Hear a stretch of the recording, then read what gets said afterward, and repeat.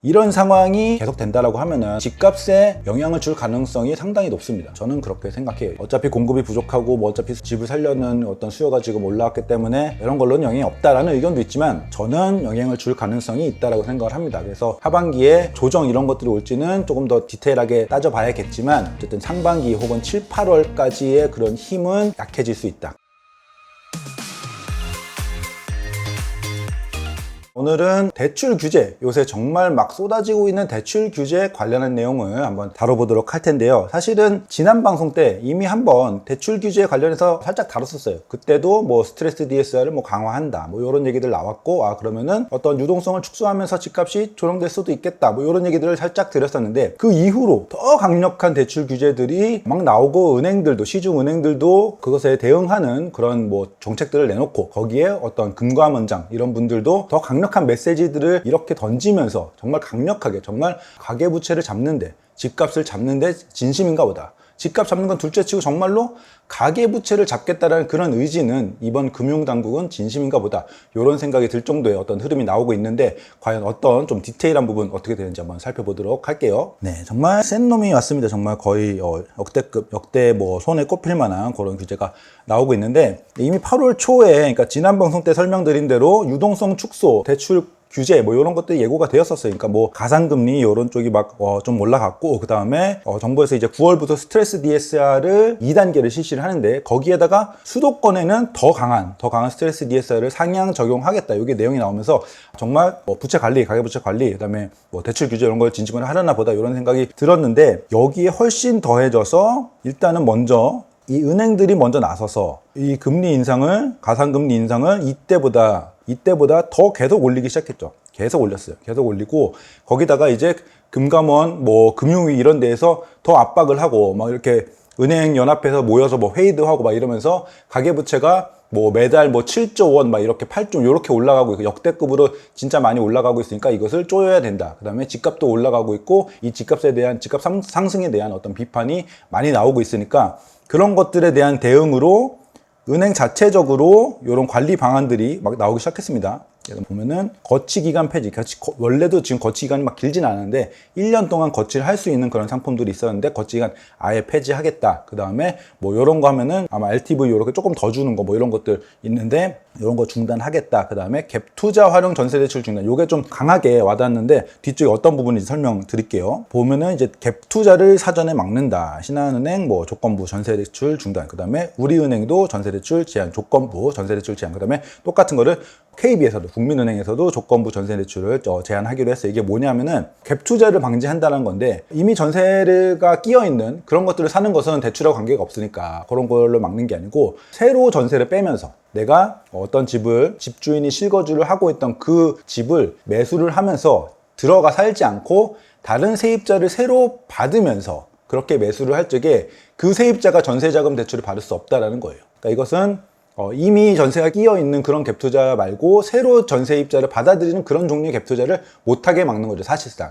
물론 그 전세입자가 올 현금, 대출을 안 받고 올 현금으로 들어오는 경우에는 물론 가능하지만, 그런 경우가 요새는 많지 않기 때문에 사실상의 새로 전세입자를 들어오는 그런 갭 투자는 막겠다. 이게 갭 투자를 막겠다라는 부분도 있지만, 이 전세입자 입장에서 들어왔을 적에 집주인이 바뀌는 건데, 요런 상황에서 좀 문제들이 터졌던 그런 부분들도 있기 때문에, 뭐 전세 사기라든지 여러 가지 그런 부분이 있기 때문에 집주인이 바뀌는 전세 대출을 내주지 않겠다, 이런 측면에서 볼 수도 있어요. 그래서 그런 식으로 특정 조건에서의 전세 대출은 중단하겠다. 요게 사실은 갭 투자, 정말 갭 투자의 어떤 수요를 일부는 막을 수 있기 때문에 집값에도, 그다음에 집값에 들어가는 어떤 유동성을 좀 일부 차단하는데 효과가 있을 수 있겠다라는 좀 평가가 많이 나오고 있습니다. 네, 그리고 어떤 디테일하게 어떤 또 대출 규제들이 은행 자체적으로 시행을 하고 있는지 요 공문을 보면은 조금 더 자세히 나와 있는데, 네, 첫 번째로 대출 기간이 최대 30년, 요거는 한도를 줄이는 거예요. 그러니까 DSR 계산법상 요새 보통 상품이었던 40년 한도일 때보다 최대 30년을 줄이면은 이제 한도가 덜 나갑니다. 예. 그러니까 매달 갚아야 되는 원리금이 커지면서 DSR 계산법에 의해서 한도가 덜 나가요.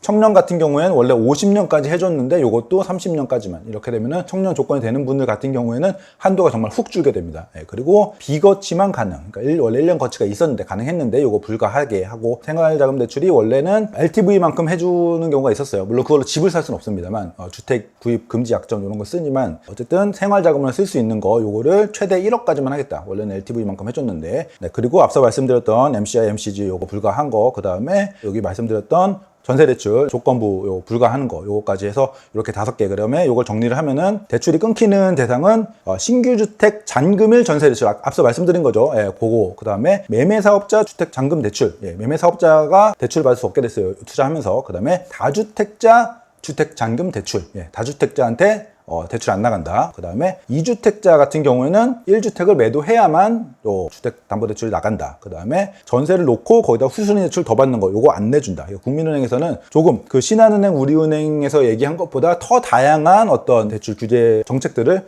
많이 내놓았어요. 그래서 이렇게 다양한 종류의 어떤 대출 규제 혹은 뭐 관련한 정책들을 이렇게 내고 있는데 이렇게 되면은 요 하나하나들은 사실은 뭐 그렇게 굉장한 영향을 미치지 않는다고 쳐도 이렇게 다양한 것들이 한꺼번에 쏟아지고 그 다음에 가상금리까지 훅 올린 상태이기 때문에 주택시장으로 들어갈 유동성이 사실은 굉장히 쪼여질 수밖에 없다라고 생각을 합니다. 사실 이렇게 된 이유 중에 하나는 상반기에 너무 은행들의 대출 태도가 완화적이었어요. 가상금리도 거의 붙이지 않고 그다음에 어떤 심사나 이런 측면에서도 굉장히 완화적으로 해서 대출이 엄청나게 풀렸죠. 근데 사실 금융이나 금감원에서는 이미 예전부터 총량제, 사실상의 총량제를 얘기했거든요. 그러니까 가계부채를 전년도보다 플러스 2, 3%, 그러니까 102, 103% 이상으로 대출 나가지 않게 해라 라고 했는데 이미 은행들이 상반기에만 거의 다 소진, 거의 이 총량을 거의 다 소진한 은행들도 있고 뭐 7, 80% 소진해서 2, 30%만 남은 은행들도 있고 이러다 보니까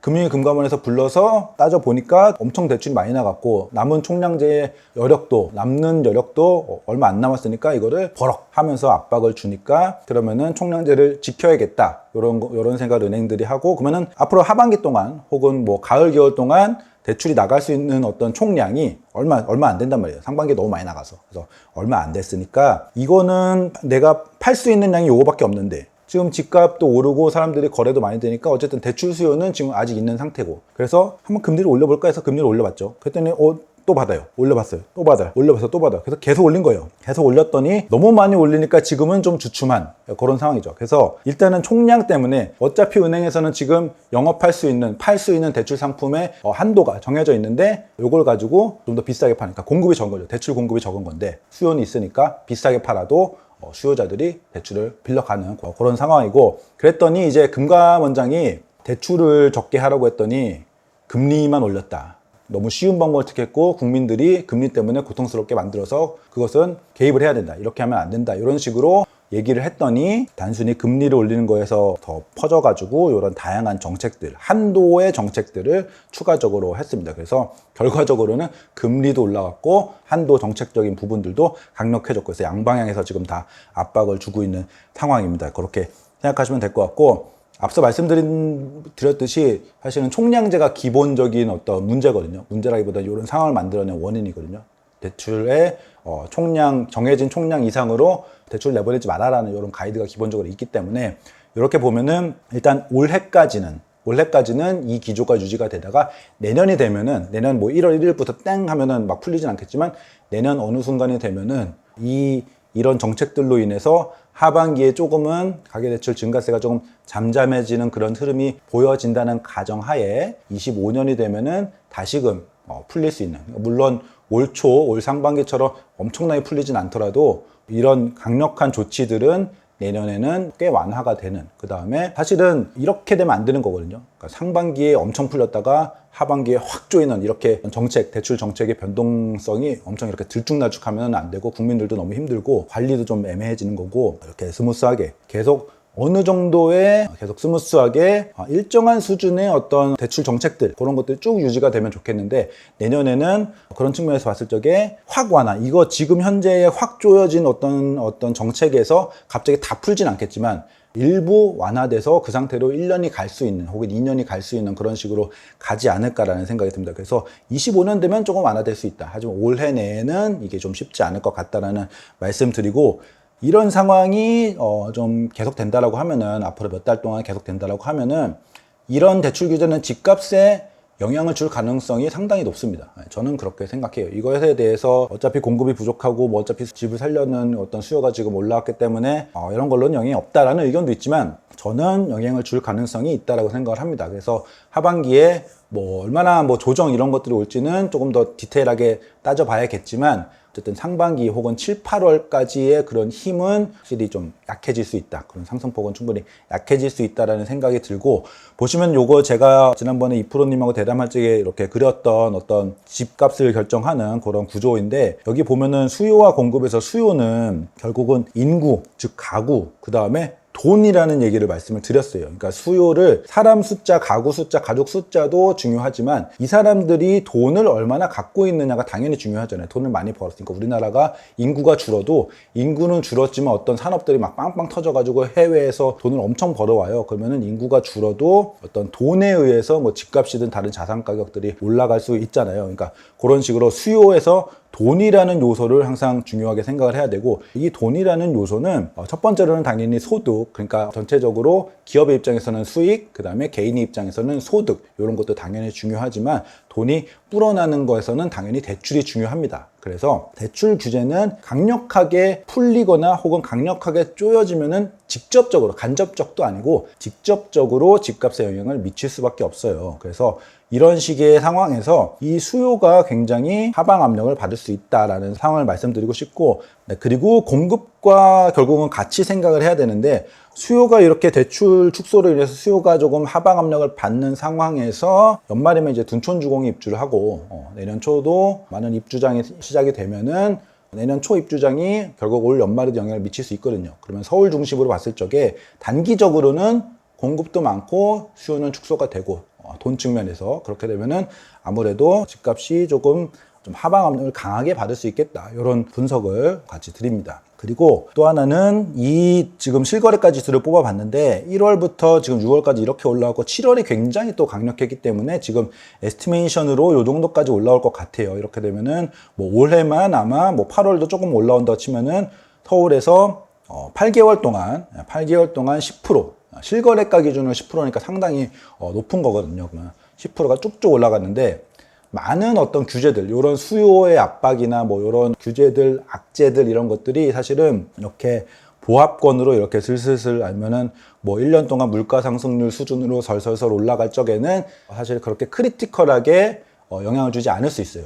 주가도 그 정말 고점에서, 그러니까 신고가를 막 내는 그런 상황에서는 약한 악재에도 굉장히 흔들림이 클 수 있잖아요. 그러니까 그것과 비슷합니다. 사실은 부동산 시장도 굉장히 고점을 찍고 이렇게 막 올라가고 있을 적에는 매도를 하려고 했던 사람들도 약간 이런 악재가 터지면은 어쨌든 이 정도 올라왔으니까 이 정도면은 만족하고 팔까라는 생각이 들기도 하고, 매수자 입장에서도 지금 이렇게 많이 올라온 상황, 내가 보던 집이 원래는 뭐 10억이었는데 갑자기 올해 12억까지 올라왔어요. 그러면은 망설여질 거잖아요. 2억이나 올랐는데 이거 너무 많이 오른 거 아니야? 꼭지 잡는 거 아니야? 이런 생각을 했는데 규제가 딱 터져주면은 기다려보자, 관망해보자, 이런 생각을 충분히 할 수 있거든요. 매도자 입장에서나 매수자 입장에서나 많이 오른 상태에서 이런 악재가 혹은 하방 압력을 주는 어떤 요소들이 터지면은 이것은 충분히 흔들림을 더 줄 수 있다. 그래서 지금 이 상황에서 혹은 8월 달에 더 오른 상황에서 이런 악재들이 터졌기 때문에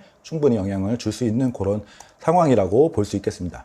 그리고 더해서 이게 또 굉장히 중요하다고 저는 생각을 하는데, 이 정도의 규제 혹은 이 정도의 유동성 축소를 시장이 깰 수도 있어요. 올해 상반기 혹은 7, 8월에 정말 어떤 강한 흐름, 그 다음에 어떤 수요자들의 심리를 강력하게 건드리는 그런 요인들이 많았기 때문에 이 정도는 깨고 올라갈 수도 있습니다. 그런 사례들은 충분히 있죠. 여러 가지 규제가 나왔을 적에 무시하고 깨고 더 올라가는.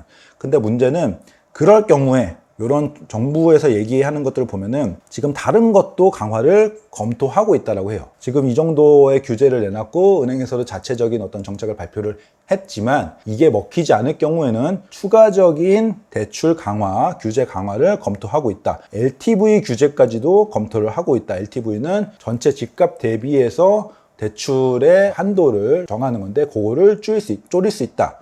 그리고 뭐 관련해서 전세대출 DSR도 적용을 검토하고 있다. 일단은 1주택자부터 검토한다고 하는데 또 모르는 일이죠. 계속 가계대출이 늘어나면은 뭐 무주택자 대상으로도 할 수 있는 거고. 그러니까 여러 가지 아직 카드가 더 남았기 때문에 여기서 거래가 꺾이지 않고 대출도 꺾이지 않고 집값도 꺾이지 않는다고 하면은 거기다가 추가적인 정책이 나올 수밖에 없어요. 근데 더 많이 오른 상황에서 더 센 규제가 나온다고 하면은 사실은 꺾이는 폭은 더 클 수도 있거든요. 사실은 시장이 지금 정도면 약간은 쉬어주는 게 차라리 장기적으로 봤을 적엔 시장 입장에서도 집을 보유하는 사람들의 입장에서도 나을 수 있어요. 근데 더 올라가면은 더 쓸 카드가 많이 남았기 때문에 지금 굉장히 집값적으로도 안심할 상황이 아니다, 이런 말씀 드리고, 그래서 전체적으로 향후 전망까지 말씀드리면은 제 생각에는 가격은 일단 모르겠지만 거래부터 조금 주춤하지 않을까라는 생각은 듭니다. 유동성이 줄어들기 때문에 거래는 좀 주춤하지 않을까라는 생각이 들고, 이런 와중에 물론 신고가가 계속 나올 수는 있어요. 하지만 거래가 주춤하면은 그게 결국은 시장에 부담을 주긴 합니다.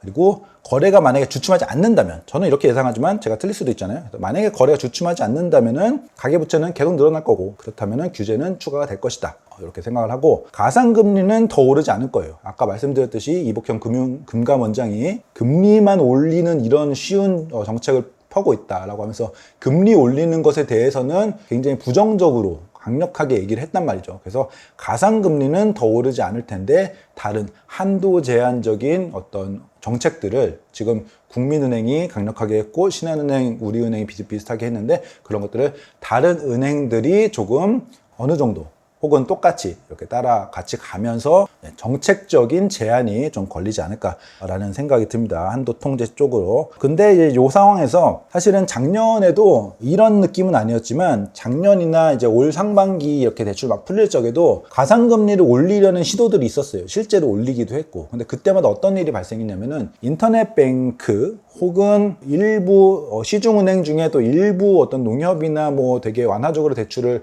영업을 했던 그런 은행들에서 그들은 가상금리를 올리지 않는 거죠. 다른 은행들에서 가상금리 이제 올리겠다라고 했는데, 여기서 이제 경쟁으로 우리는 싸게 준다, 특판 막 이렇게 내세우면은 여기서도 다시 가상금리를 내릴 수밖에 없는 그런 상황이었거든요. 그런데 지금은 시중은행들은 어떤 금융당국의 압박 등으로 인해서 못하게 됐죠. 못하게 됐고 총량제가 있기 때문에 못하게 됐습니다. 하지만 지방은행, 무슨 뭐 BNK, 뭐 부산은행, 경남은행, 뭐 광주은행, 전북은행, 그 다음에 현재는 시중은행으로 전환이 되었지만 지방은행에서 넘어온 대구은행, 이런 데에서 좀 금리를 여전히 낮게 받을 수 있는 상품들도 있고 특판을 내기도 하고 하거든요. 그리고 보험사, 지금 많이 기사가 나오는데, 이런 어떤 정책들이나 금융당국의 압박 때문에 보험사에서는 오히려 호재가 되고 보험사 대출 금리가 더 낮아지면서 보험사로 많이 대출 수요가 옮겨가고 있다, 이런 기사들 보신 적 있을 것 같은데, 지방은행이나 보험사에서는 금리가 낮게 유지될 수 있어요. 그래서 엄청 예전처럼 3% 초중반까지 낮을지는 모르겠지만 어쨌든 3% 뭐